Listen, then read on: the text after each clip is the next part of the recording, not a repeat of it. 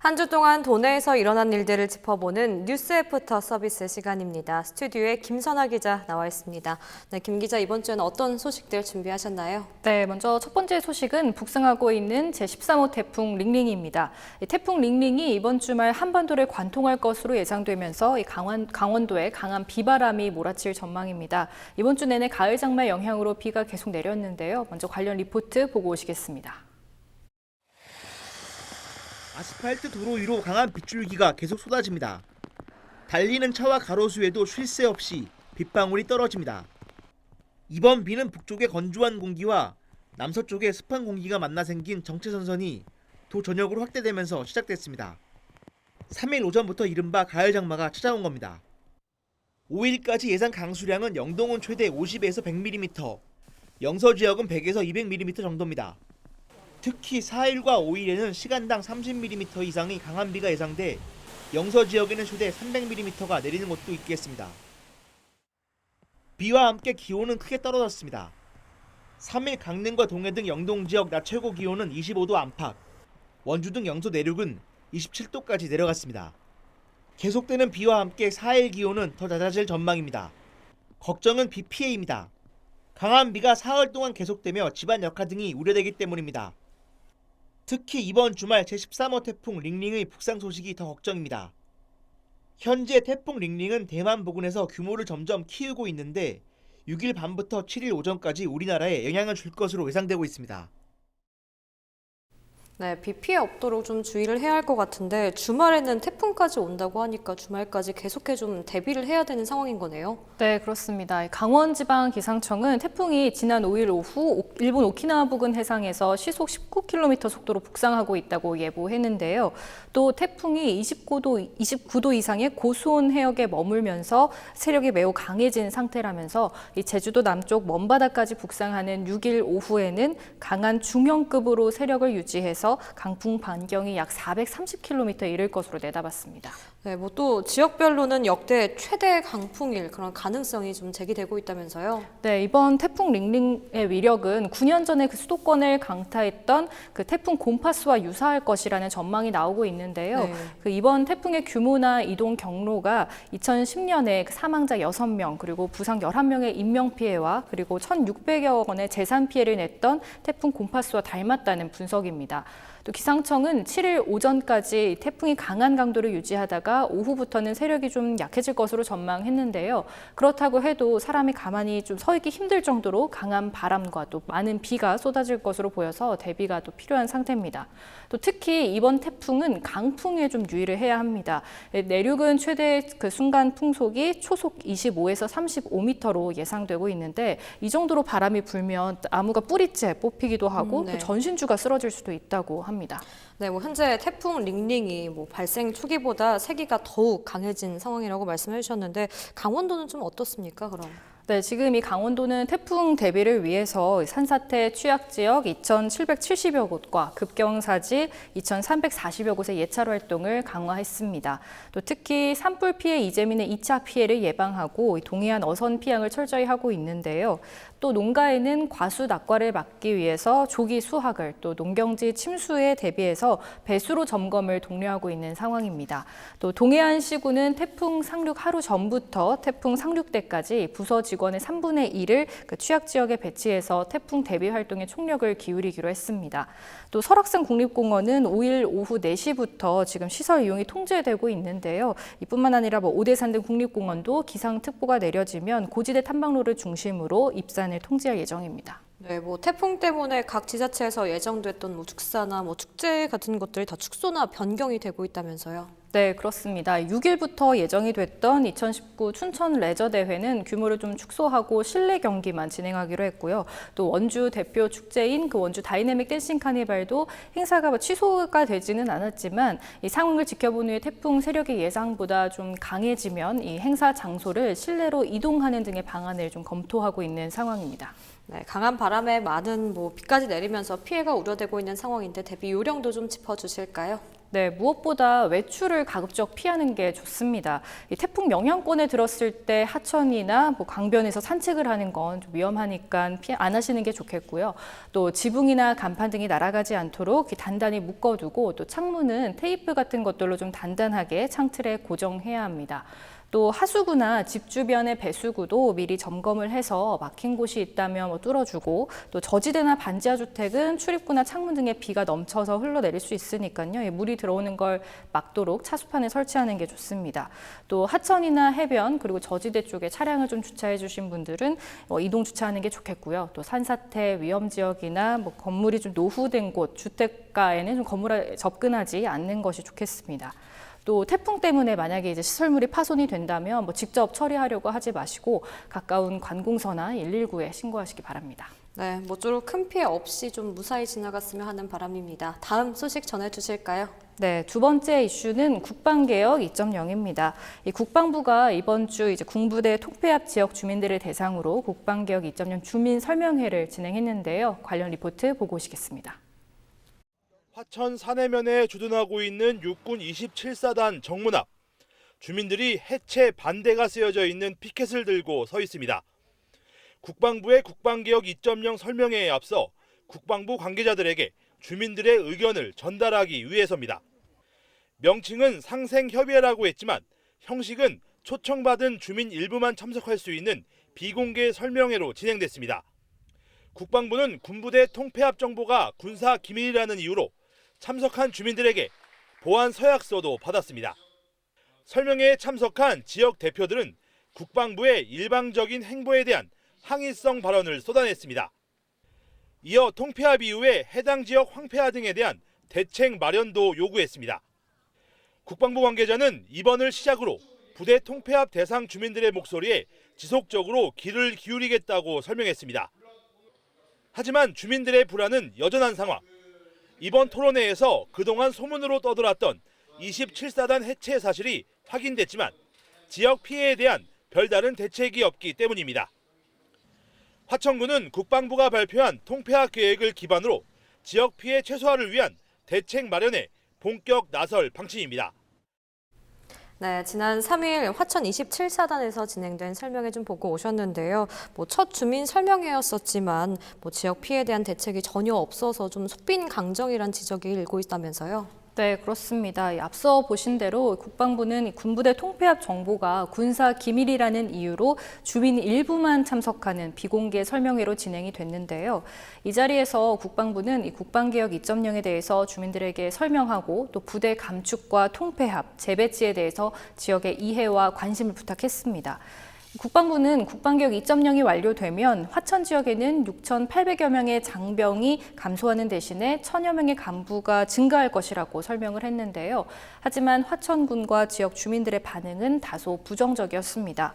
최문순 화천 군수는 접경 지역에서 살아왔다는 이유만으로 겪어야 했던 불이익을 계속 감내해야 하는 것이냐며 주민들에게 희망을 줄 수 있는 대안을 국회와 정부에 요구했는데요.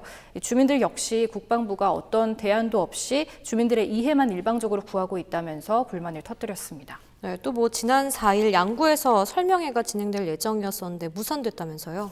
네, 참석 예정자들이 이 국방부의 주민 설명회를 두고 보여주기식이라면서 이 비밀 유지 서약 등에 반대하며 파행을 빚고 결국 무산됐습니다. 관련 영상 보고 오시겠습니다.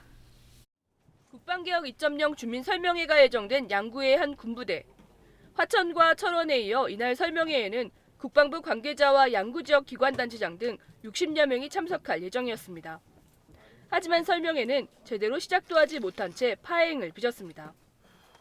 참석 예정이던 조인묵 양구 군수는 예정 시간이 지나도록 모습을 나타내지 않았습니다. 김규호 도의원과 이상권 군의장 등 다른 참석자들도 연이어 설명회를 거부하며 돌아섰습니다. 군사 보안 등을 이유로 비공개로 회의가 진행되는 데다 주민 대표들에게 비밀 유지 서약을 요구하는 건 결국 보여주기식 설명회라는 겁니다. 양구군은 이후 보도자료를 통해 지역 의견 수렴 없이 국방부가 일방적으로 통보하는 설명회를 보이콧했다고 공식화했습니다. 다만 수십 년간 국가 안보를 위해 희생해온 주민들이 또다시 국방개혁으로 생존권에 위협을 받지 않도록 군 유휴지 무상양료와 접경지역 특별법 개정 등을 요구했다고 밝혔습니다. 국방부는 국방개혁 설명회가 무산됐지만 양구군의 입장을 서면으로 받은 만큼 검토해보겠다고 밝혔습니다. 또 이후에도 민군이 상생할 수 있는 해법을 찾겠다며 지자체에 협조를 요청했습니다. 깜깜이식 개혁이라는 논란을 해소하기 위한 설명회까지 무산되면서 국방개혁이 접경지역 주민들의 이해를 얻어낼 수 있을지 우려됩니다.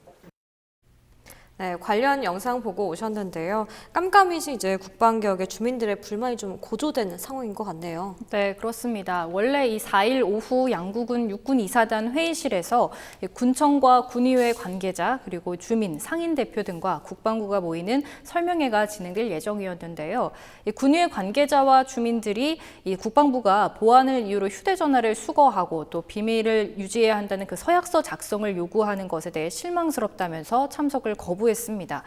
군의회는 이 설명회 자리가 주민의 의견을 수렴하는 게 아니라 국방부의 의견을 일방적으로 통보하는 자리라고 생각해서 보이콧을 결정했다고 밝혔는데요. 주민들의 입장도 들어보시겠습니다.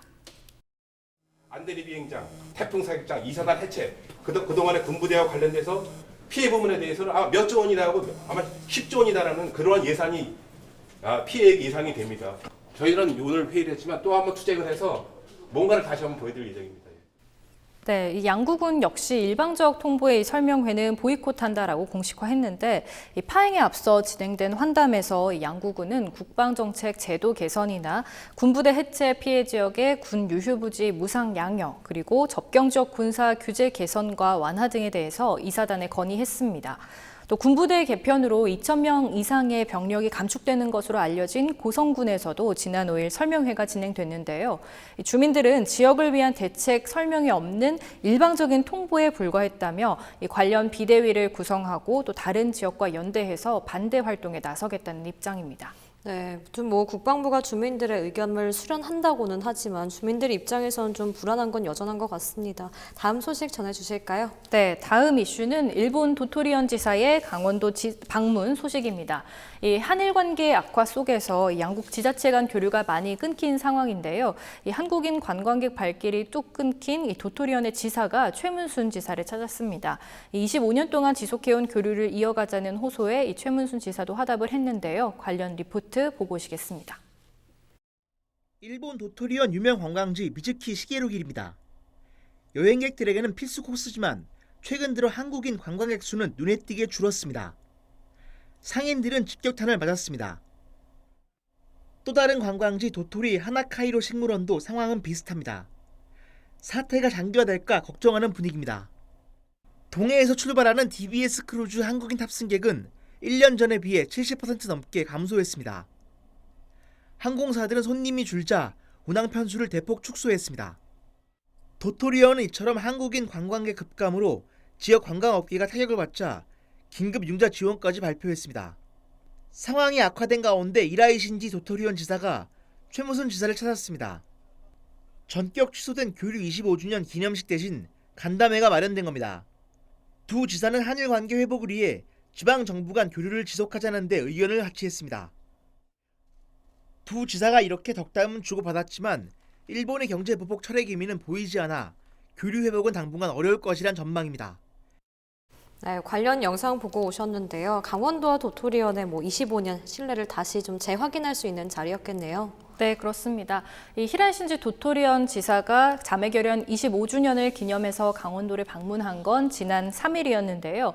이 강원도는 일본 경제 보복 조치와 또 한국 정부의 지소미아 종료 결정 등 한일 관계 악화에 따른 이 국민 감정을 고려해서 자매결연 25주년 기념식을 취소한 상황이었습니다.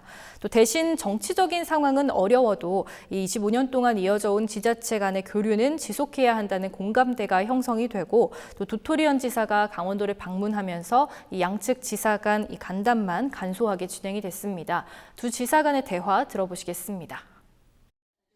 서로 간의 신뢰와 우정으로 다져온 두 지역 간의 그리고 두 나라 간의 아주 귀중한 자산이라고 생각합니다.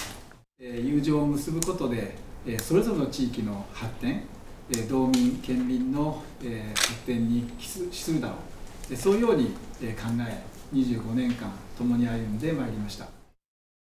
네, 최문순 지사는 이 도토리현 지사에게 두 지역이 쌓은 신뢰와 우정은 두 나라가 어려울 때도 변치 않을 것이라면서 이 양국 관계가 빨리 원상 회복하는데 양 지역이 할 수 있는 건 기꺼이 노력하자라고 말했습니다. 또 이에 도토리현 지사는 이 국가와 국가 간의 거센 파도가 일고 있는 시기지만 지역과 지역, 사람과 사람 간의 관계는 서로 신뢰를 바탕으로 이어가야 한다고 말했는데요. 특히 또 우리말로 이 강원도와 도토리현은 오작교라고 말하면서 이 우호 발전에 힘을 합쳐 나가자라고 말했습니다. 네, 대학생들 간 교류도 예정대로 진행이 된다면서요? 네, 이 도토리현 대학생 9명이 지난달 25일부터 5박 6일 동안 강원도를 방문해서 도내 대학생 가정에서 홈스테이를 하고 또 춘천과 평창, 강릉 지역의 관광 명소를 찾으면서 도내 대학생들과 교류했는데요. 다음 달 28일부터 11월 5일까지는 강원도 대학생들이 도토리현을 방문할 예정입니다. 또 11월 2일과 3일에는 이 도토리현에서 자매결연 25주년 기념 행사가 열리는데요. 강원도는 이 행사에 대표단 파견을 검토하고 있습니다. 네, 일본 도토리현은 최근 한국 관광객이 많이 줄면서 긴급 경제가 좀 어려워질 것을 대비해서 긴급 융자 검토에 들어간 걸로 알고 있는데요. 양 지자체 간의 교류가 한일 갈등을 좀 풀어가는 데 좀 도움이 됐으면 하는 바람입니다. 네, 다음 이슈는요. 네, 마지막 이슈는 횡성 한우 브랜드 단일화 갈등입니다. 이 한우 본고장인 횡성이 다음 달 열릴 횡성 한우 축제를 앞두고 좀 시끄럽습니다. 이 횡성군이 횡성 한우라는 이 단일 브랜드를 사용하는 업체만 축제에 참여할 수 있도록 하면서 갈등의 골이 더욱 깊어진 건데요. 관련 리포트 보고 오시겠습니다. 횡성축협 조합원들이 횡성군청 앞에 모였습니다. 다음 달 열리는 횡성 한우 축제에 횡성축협이 배제된 것에 대한 규탄대회입니다. 참가자들은 축제 배제 철회를 요구하는 머리띠를 두르고 국가 명품 인증 1호인 횡성축협 한우를 인정하라며 목소리를 높였습니다. 횡성축협과 횡성군은 횡성한우 브랜드 단일화를 둘러싸고 오랜 갈등을 이어오고 있습니다. 횡성군은 2009년 만든 횡성한우 보호 육성에 관한 기본 조례를 근거로 지난해부터 횡성축협과 브랜드 통합 논의를 본격화했습니다.